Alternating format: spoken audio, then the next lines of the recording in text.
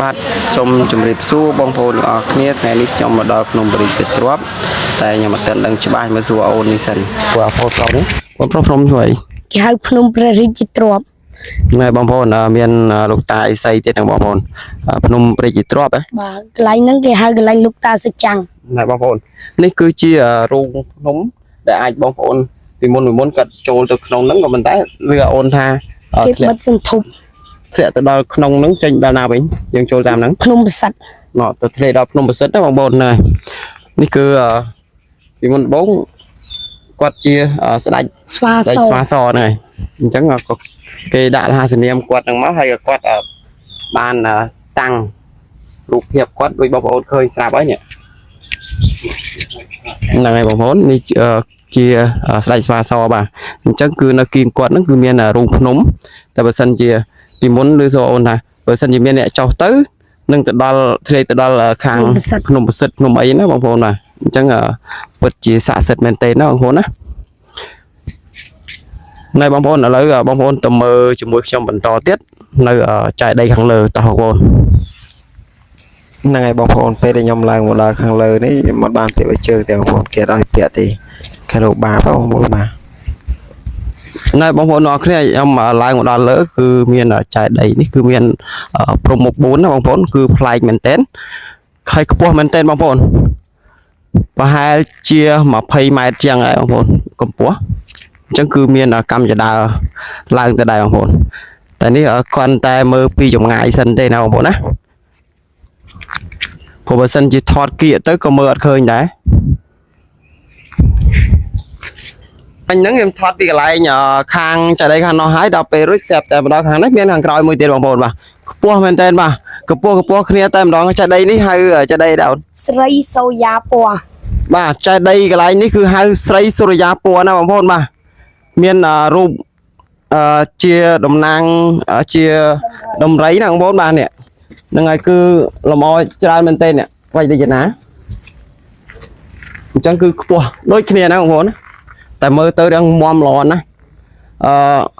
ខ្ញុំទៅក្បាច់រចនានេះដែរគឺអត់មែនមានពុំមានអីយកមកចាក់ទេណាបងប្អូនប្រហែលជាចិត្តពីដៃព្រោះអីខ្ញុំអ្នកធ្លាប់ធ្វើការងារសំណងចាក់ជីក្បាច់ដែរក៏ប៉ុន្តែគឺនេះគឺខុសគ្នាមែនតើក្បាច់រចនានឹងចិត្តដៃហើយនឹងចាក់ពុំខុសគ្នាណាបងប្អូនណាអញ្ចឹងក្បាច់នេះគឺចាក់អំពីដៃហ្មងហៅថាស្លាបព្រាណាបងប្អូនណាយកមកចិត្តជារូបរាងអញ្ចឹងស្អាតមែនតើហើយស្មើល្អ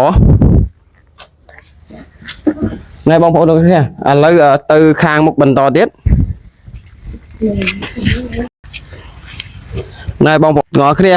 ខ្ញុំគ្រាន់តែមកដល់ឃើញលម្អកន្លែងទីតាំងកន្លែងនេះមានតុមានអីអង្គុយច្រើនណាបងប្អូនបាទហើយមកដល់ភ្នំគឺមកលុបតែម្ដងសំបីថ្ងៃក្តៅក៏អត់ទៅនេះដែរអត់មានចែងចាំងឲ្យពលឺទេបាទព្រោះមានដើមឈើជាច្រើនហើយមានតុមានអីសម្រាប់បងប្អូនមកដល់អង្គុយលេងណាបងប្អូនណាអញ្ចឹងកន្លែងនេះដែរគឺមានចែកដីមួយកន្លែងទៀតហើយបងប្អូនបាទគឺខ្ពស់មែនទែនដូចគ្នានេះចូល20ម៉ែត្រឈ្មោះគេអូនឈ្មោះព្រះបាទអង្គឌួងចែកដីព្រះបាទអង្គឌួងណាបងប្អូនណាអញ្ចឹងគឺលម្អ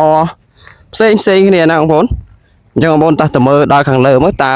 លម្អពីមិនដែរ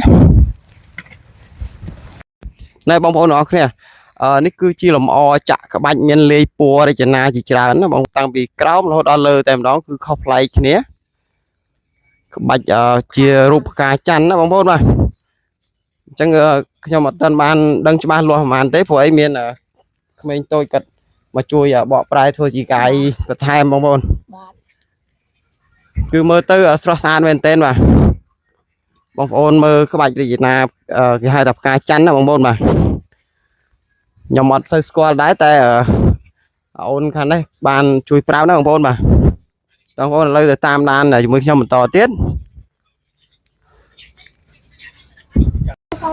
វ៉ាវបងប្អូនអរគ្នាខ្ញុំមកដល់នេះគឺមានចែកដីមួយទៀតពណ៌មែនតើបាទអញ្ចឹងគឺពណ៌ខុសគ្នាណាបងប្អូនបាទអញ្ចឹងមកបងប្អូនទៅតាមដានអាគារទាំងអស់គ្នាតើល្អប៉ុណ្ណាដែរណែបងប្អូនអរគ្នាឥឡូវខ្ញុំមកដល់កន្លែងចែកដី ôn chạy đây đi hay đấy ចេតិយសារីរុក្ខធាតុព្រះពុទ្ធ នឹងហើយបងប្អូនអរគ្នាឥឡូវដោយសារខ្ញុំទៅតែមកអញ្ចឹងទៅខ្ញុំឲ្យបានស្គាល់ថាអូនធ្វើជាការឲ្យ បាទ ណែបងប្អូនអរគ្នាកន្លែងនេះដែរគឺការ៉ូ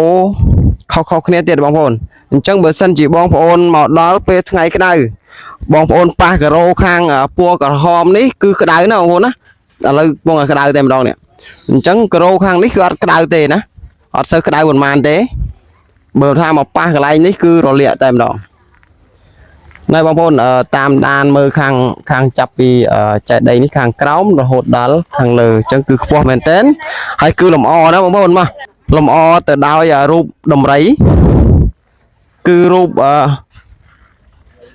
បាទដំរីមកខាងមាន3បងប្អូនបាទនេះបងប្អូនបាទគឺស្រស់ស្អាតមែនតើត្រូវនឹងពណ៌ទៀតហ្នឹងបងប្អូនណាបាទត្រូវនឹងពណ៌តែម្ដងនេះបើសិនជាហៅវិញប្រហែលជាស្ដាច់ដំរីសណាបងប្អូនត្រូវអត់អូន បាទ ឲ្យកាយជួយបកបន្តិចមក នឹង ស្ដាច់ដំរីហ៎ តម្រៃក្បាល3កណ្ដឹង 3000 ពូ ហ្នឹងហើយបងប្អូនអរគ្នាដូចគាត់និយាយអញ្ចឹងបាទអញ្ចឹងបងប្អូនមើលចាំមើលតាមដានមួយខ្ញុំមើលមកជុំមើលលម្អប៉ុណ្ណាដែរតែបើចំពោះខ្ញុំឃើញតាំងពីក្រោមទៅដល់លើណាបងប្អូនគឺស្រស់ស្អាតមែនតើហើយមានក្បាច់រចនាទៅនេះបងប្អូននេះខាងនេះគឺមានដូចជាទ្វារអញ្ចឹងក៏ប៉ុន្តែមិនមែនទ្វារទេណាបងប្អូនបាទគឺដាក់ក្បាច់រចនាជាពណ៌ស្អាតមែនតើមានជារូបព្រះអង្គដែរនេះតូចៗហ្នឹងបងប្អូន ទ្វារ អត់បើសិនជាអត់បានតាមដានមើលអត់ឃើញទេណាបងប្អូនតាមពីក្រោមរហូតដល់លើតែម្ដងហ្នឹងហើយបងប្អូនទាំងអស់គ្នាយើងមើលតាំងពីខាងមុខនោះមករហូតដល់នេះគឺមើលទៅស្រឡះល្អមែនតើទេសភាពមើលទៅស្រស់ស្អាតណាស់បងប្អូនមើលចុះល្អឥតខ្ចោះបងប្អូនណាហើយមើលពីនេះទៅដល់ខ្នល់មើលទៅឃើញវាលល្អមែនតើបងប្អូនសប្បាយមែនតើបើសិនពេលល្ងាចវិញបើសិនជាមកអង្គុយគឺស្រស់ស្អាតមែនតើបាទនេះគឺមកថ្ងៃហើយមើលទៅរាងចាំងបន្តិចបងប្អូនបាទអធិស្ឋានហ្នឹងហើយបងប្អូនទាំងអស់គ្នាវីដេអូខ្ញុំគឺមានតែប៉ុណ្ណេះដែរអញ្ចឹងពីចុងក្រោយសូមអរគុណបងប្អូនទាំងអស់គ្នាដែលបានតាមដានវីដេអូខ្ញុំតាំងពីដើមរហូតដល់ចប់ណាបងប្អូនសូមគោរពលា